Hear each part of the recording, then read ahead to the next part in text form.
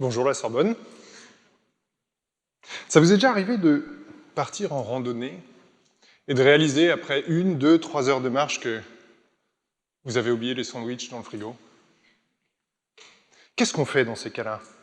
Quand on réalise qu'il va falloir tenir une journée entière sur un seul paquet de biscuits, si je suis avec mes frères, clairement on se bat. Mais entre gens civilisés, qu'est-ce qu'on fait? On prend le paquet de biscuits, on le distribue entre les randonneurs, en espérant que ça tombe juste, et chacun mange ses biscuits quand il le souhaite. À la fin de la journée, on a mangé un paquet de biscuits, strictement, pas une miette de plus, et chacun était libre de ses choix. Cette philosophie, c'est la philosophie de fond du quota carbone individuel dont j'aimerais vous parler aujourd'hui. Mais avant ça, remettons les choses en perspective. Après plus de 40 ans de négociations internationales sur le climat, la quasi-totalité des pays du monde s'est engagée à atteindre la neutralité carbone d'ici la seconde moitié du siècle. C'est ça l'accord de Paris. Mais ça ne va pas assez vite. Le dérèglement climatique, quand je suis né, c'était des prévisions scientifiques, dans d'abscons rapports de 5000 pages. Mais aujourd'hui, c'est des faits d'actualité. Inondations torrentielles en Europe, incendies inarrêtables en Amérique du Nord, migration causée par la progression de l'aridité en Afrique, tout ça a été prévu. Et tout ça se réalise. La Terre, disait Paul Éluard, à juste titre, est devenue bleue comme une orange. Alors, dans l'urgence, la France a mis en place une taxe carbone il y a 7 ans. Diluée dans le prix de l'énergie, elle devait augmenter progressivement de façon à orienter nos comportements, mais on a vite vu les limites de ce système. Payer une dizaine de centimes d'euros supplémentaires par litre d'essence n'a pas le même effet selon que vous êtes au RSA ou que vous gagnez un SMIC par jour. Parce que oui, ça existe. Dans le premier cas, ça peut vous empêcher de satisfaire vos besoins fondamentaux, comme de vous chauffer par exemple. Et dans l'autre cas, ça ne change rien à votre consommation. Autrement dit, la taxe carbone était soit trop faible pour être efficace, soit trop inégalitaire pour être acceptable et donc pérenne. Comment atteindre la neutralité carbone dans un esprit de justice sociale? Alors, on pourrait commencer par transformer la taxe carbone, la rendre plus égalitaire, en redistribuant une partie de ses revenus aux plus défavorisés. Mais après les gilets jaunes, ça risque de prendre beaucoup de temps avant de reconstruire la confiance. Alors, on pourrait tout miser sur la technologie. Mais oui, si demain matin on trouvait une solution pour se débarrasser des déchets nucléaires ou recycler les terres rares contenues dans les énergies renouvelables, le problème climatique serait quasi résolu. Quasi. Mais ce serait un pari. Et aujourd'hui, on ne peut plus se permettre de faire un pari. Alors on pourrait interdire. Ouais, interdire, tout simplement. La consommation de viande, la possession d'une résidence secondaire, les voyages en avion, peu importe. Toutes ces consommations évitables pourraient être interdites au regard du chaos climatique. Mais je pense que ni vous ni moi n'avons envie de confier de telles prérogatives à l'État. Alors nous voilà au point de départ. Comment allier la liberté de la taxe carbone, c'est-à-dire la liberté de choisir sa propre consommation, à l'efficacité de l'interdiction? Le tout dans un esprit de justice sociale. Ça ressemble à une impasse. Mais souvenez-vous de mon histoire de paquet de biscuits en randonnée. Et si on faisait exactement la même chose, mais avec des gaz à effet de serre? Je m'explique. Chaque année, une agence d'État définirait un volume d'émissions maximum à ne pas dépasser pour respecter l'accord de Paris. Ce volume, dont on retirerait les émissions collectives, serait divisé en parts strictement égales par résident français. Chacun aurait donc une sorte de compte carbone qui serait renfloué automatiquement chaque année et débité à chaque consommation de produits carbonés. Alors quel produit, vous me direz?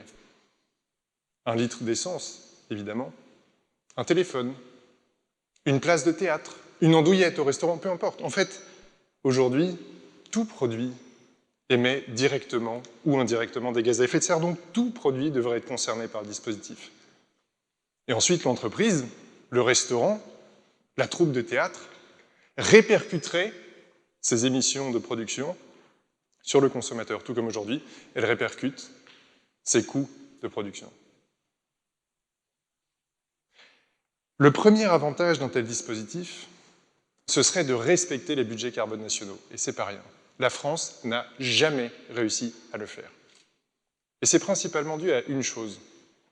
Les instruments économiques et les normes écologiques en général sont des instruments relatifs. Je prends un exemple tout de suite. Vous prenez les normes d'émission des voitures en grammes de CO2 par kilomètre. Ça paraît efficace. Mais si à la fin de l'année, vous roulez toujours plus, vous émettrez toujours plus. Émettre moins de CO2 par kilomètre, par kilo de bœuf produit, par mètre carré de logement ou même par point de PIB, ça favorisera, mais ça ne garantira jamais la réduction d'émissions.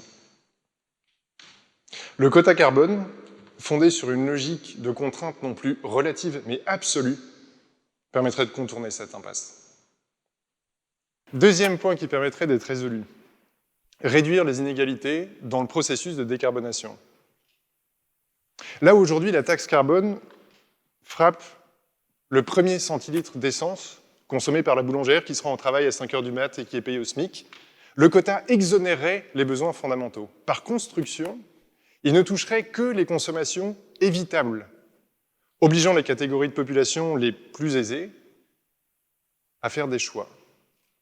Mais au lieu de confier à l'État le soin de restreindre certaines consommations, prendre l'avion, manger de la viande, chacun serait libre de choisir ce à quoi il souhaite renoncer. Pourquoi, par exemple, interdire à une voyageuse passionnée de prendre l'avion une fois de temps en temps, si par ailleurs elle est strictement végétarienne, n'achète rien de neuf, que ce soit des vêtements ou des produits électroniques, et n'a pas de voiture? À ce stade, vous devez normalement avoir beaucoup de questions. La première d'entre elles, c'est souvent « qu'est-ce qu'on ferait en cas de quotas excédentaires ?» Si à la fin de l'année, on a des quotas excédentaires. Ça dépendra de votre philosophie politique. Soit vous adhérez à la notion de droit à polluer. Dans ce cas, une personne détentrice de quotas pourra les revendre sur un marché carbone. Soit au contraire, vous considérez que les gaz à effet de serre sont une pollution irréversible, qui ne peut donc pas être monnayée, financiarisée. Dans ce cas, l'agence d'État récupérera les quotas contre indemnisation, puis elle les détruira. On peut aussi envisager une solution intermédiaire où il serait possible d'acheter et de revendre des quotas dans une certaine limite. Deuxième question, peut-être plus importante encore. Comment faire pour ces personnes qui, faute de revenus, ne peuvent pas isoler leur logement qui est une passoire thermique et ne peuvent pas changer leur véhicule qui est très polluant? Et donc, ces personnes excèdent leur quota carbone avant même la fin de l'année. Pour répondre à ça, il faudra réorienter une partie des aides publiques à la transition. Là où aujourd'hui, elles financent de façon souvent généralisée le changement de véhicule ou la pose de panneaux solaires, elles devront se focaliser sur la décarbonation des besoins fondamentaux des personnes les plus défavorisées. Mais les personnes les plus favorisées ne seront pas moins incitées à isoler leur logement ou à changer leur véhicule parce qu'elles souhaiteront conserver leur quota pour d'éventuels loisirs. Troisième et dernier point. Comment faire avec ces émissions importées? Vous savez que tous les téléphones qu'on a dans nos poches, que ce soit Apple ou Samsung, ne sont pas produits en France, ça se saurait. Donc toutes les émissions liées à votre consommation ont lieu à l'extérieur de la France. Chaque Français émet en moyenne 1 tonne de CO2 en Chine, chaque année. C'est un chiffre du Haut Conseil pour le climat. Alors comment les prendre en compte dans notre système? En vérité, en ce moment même, la Commission européenne réfléchit à une taxe carbone aux frontières, ce qui veut dire que nous avons l'information carbone sur les produits qu'on importe. Donc il sera possible d'intégrer les émissions importées dans notre dispositif. 100 autres questions seraient légitimes. À quel âge on aurait nos premiers quotas carbone? Comment faire avec ces biens qui sont très émissifs à la construction, mais qui ensuite permettent un comportement plus vertueux? Comment faire pour adapter le quota carbone individuel aux modes de vie ruraux, urbains ou insulaires? Je sens la curiosité qui pétille dans vos regards. Mais je ne pourrais pas y répondre. J'aurais pas le temps. Il y en a trop. Ce que je veux vous transmettre avant tout, c'est ma conviction que le quota carbone individuel permettrait d'allier 3 choses que nous sommes incapables d'allier aujourd'hui. La radicalité collective, c'est-à-dire la certitude d'atteindre l'accord de Paris, la neutralité carbone. La liberté individuelle maximale. L'État ne viendra pas vous expliquer que vous ne devez pas prendre l'avion ou consommer de la viande, vous ferez vos choix en conscience, dans cette limite. Et la justice sociale. Alors oui, le dispositif paraît un peu complexe. Mais franchement, pour un pays comme la France qui a inventé la TVA, ça ne devrait pas nous inquiéter. Mais ce n'est pas une blague, la France a inventé la TVA. Et maintenant, ça représente la majorité des budgets de plus de 150 pays dans le monde. Alors, en France, on essaie de briller autrement, hein, avec les macarons à la durée, la tour Eiffel, les sous-marins, enfin ça, on essayait, le transfert de Messi au PSG, mais tout ça, on pourrait briller autrement. Imaginez seulement, dans 30 ans, la France a atteint, le monde a atteint la neutralité carbone sur la base de deux choses, l'accord de Paris,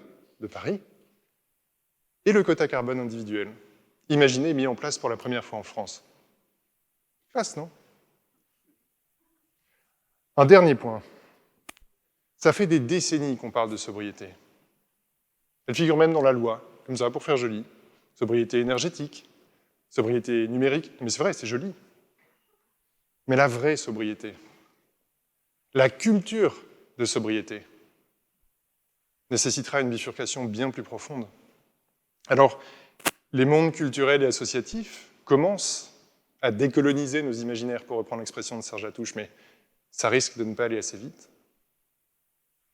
En matérialisant très concrètement, au quotidien, une limite environnementale dans l'intégralité de nos échanges, le quota carbone individuel permettrait de retisser ces liens rompus entre notre économie et le vrai monde. Si je vous ai convaincu, creusez l'idée. Elle est complexe, très riche, elle présente 1000 avantages et 1000 inconvénients, et peu importe les points que j'ai mis devant vous aujourd'hui, elle mérite d'être débattue. Si je ne vous ai pas convaincu, ce que j'envisage, gardez quand même l'idée sous le coude pour les repas de famille. Ça vous changera des discussions sur le pass sanitaire, et croyez-moi, ce ne sera pas moins animé. Je vous remercie.